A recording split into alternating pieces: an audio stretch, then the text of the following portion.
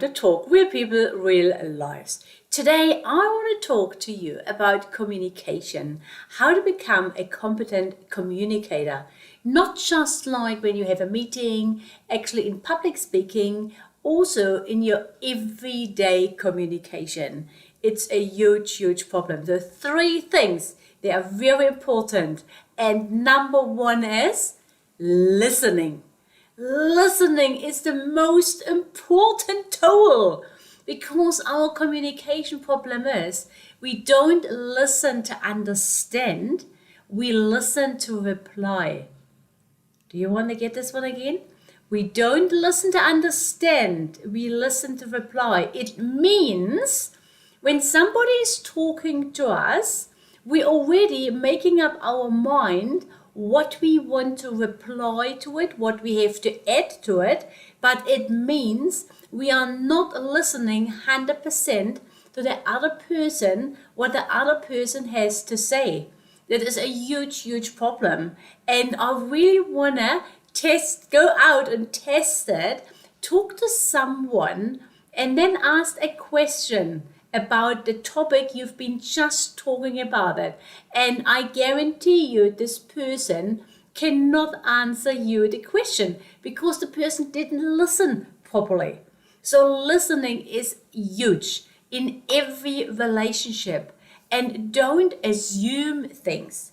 This is another thing. We listen to something and then we assume the other person is thinking this, but no.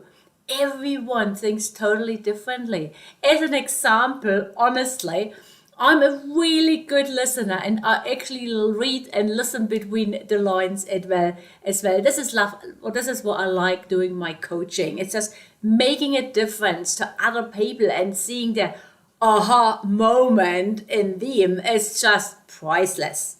So here is a little story with my husband. We owned a furniture removal business and he normally shifted 2 houses a day. It's a huge, huge job, hard job. He comes home and he is tired. Fair enough. So I always prepared dinner, if possible. Dinner was ready when he got home. So we had dinner together and no TV or anything. It's just us. And then he said, "Oh, Sexy," that's how he called me. "Sexy, he said, "Sexy, do we have ginger beer in the fridge in the garage?" Our fridge is in the garage with the drinks, and he loved his ginger beer after work sometimes. And then I said, "Yes." And he looks at me with his huge brown, handsome eyes, and is like, "And?" I said, "Yeah, we've got the ginger beer in the fridge." So I did listen properly and I answered his question. So now for me, he thinks I assume that he wants one. I knew he wanted one, but I only answered his question because I wanted him to say what he actually wanted. And then he looks at me again and again and he said, "Sexy, can I have one?" So yes, certainly, not a problem at all. But it shows you that sometimes the people we're talking to, they assume things that they think we know. But we want people to communicate. And this is what I mean. To become a competent communicator is so, so important. And when I do my courses, I always say what you have to say what you want to say. And if you don't ask, you don't get. Make sense? So say what you really have to say and what you want to say. Don't assume other people will know what you think. So listening, very, very important.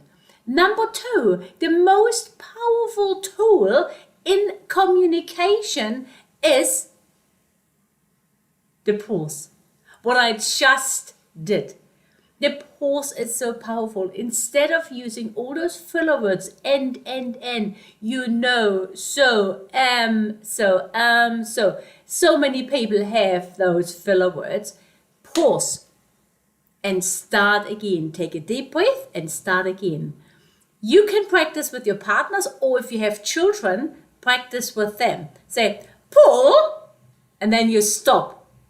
And this pause is so powerful because your kid doesn't know, oh my goodness, did I do something wrong? What's going on now? But pause works all the time. And also when you have conversations, like I said before, just pause and start again. You will connect again. You will reconnect with your audience, because sometimes the audience, if you have a 45-minute presentation, they actually, after 20 minutes, you haven't done anything interactive with them, they will switch off. So you have to come up with something. And when you say something and you pause and you start powerful again, you will get the attention back from your audience and also from your people you are talking to. So give it a go. The pause, very important. Instead of vomiting to someone, pause, hold it in, pause, far more powerful. And number 3, 80-20. Maybe you heard about it. 80% is always how you say something, and 20% is what you say. This is a magic formula and it works all the time. So remember, 80 is how you say something. Your body language, how you look at the person, your volume, everything in a package is far more important than what you have to do, what you have to say, than the content. Content is 20%. People, when you have a presentation, will not remember the entire content, but they will remember how you made them feel. If you're nice, generous on stage, if you are engaging, you are friendly, you listen, you pause, you engage the entire time with your audience will remember you. So 80-20, apply it whenever, wherever you can in your daily life. And here again with your children, if we leave it with little Paul. Little Paul is at home, you're cooking dinner, you're trying to cook dinner, and little Paul's room looks like an explosion. Just imagine you say to Paul, Paul, go in your room and clean your room, like this, in this volume, in this pace, and like you really are like poof, poof, poof, like a rocket ship, to a little kid. You know what's going to happen. He wanders off, so yeah, whatever, and he goes in this room and starts playing. But you wanted him to clean the room. So when you finish with dinner, the room is not clean and you explode again. And it will not change anything because he's not going to clean the room when you talk to him like this. But if you change it around with an 80-20 and say, hey, Paul, I'm cooking dinner right now. It would be so nice. You go in your room, you clean up your room, and once you finish, we can have dinner together, and it would make mom or daddy really happy when your room is nice and tidy and I come and have a look once you are done. Pause. You know what I mean? This can make a huge difference. Instead of shouting at the kid, at Paul, how we called him. Try this. So I have grandchildren and I do exactly the same. I always communicate with them and I tell them what I want to see, and they know when I turn up, I ask, what's your room look like today? Oh, Omi, it's an explosion. I say, can you help me? I say, okay, you start and I come and will join you with cleaning up. So this is also an option, but they starting. So, and then you can show them how to clean a room, how you would like to have it. So there are so many options, but as I said, 80-20 is so important.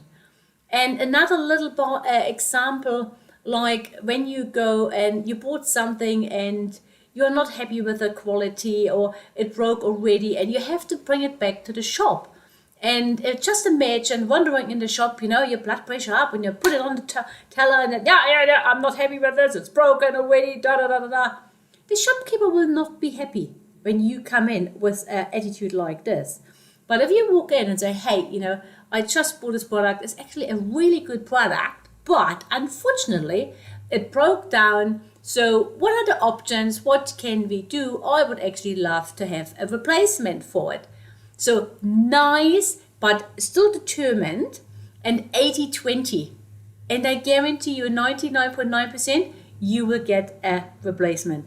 I've done it more than enough, and it really works.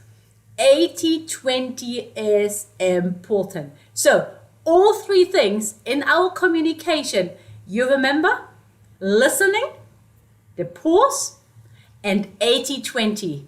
Try to apply it and you will see the difference in your communication. And communication is so important. If we don't communicate, nothing is going to happen out there. Okay? So that was my message for you today: how to become a competent communicator.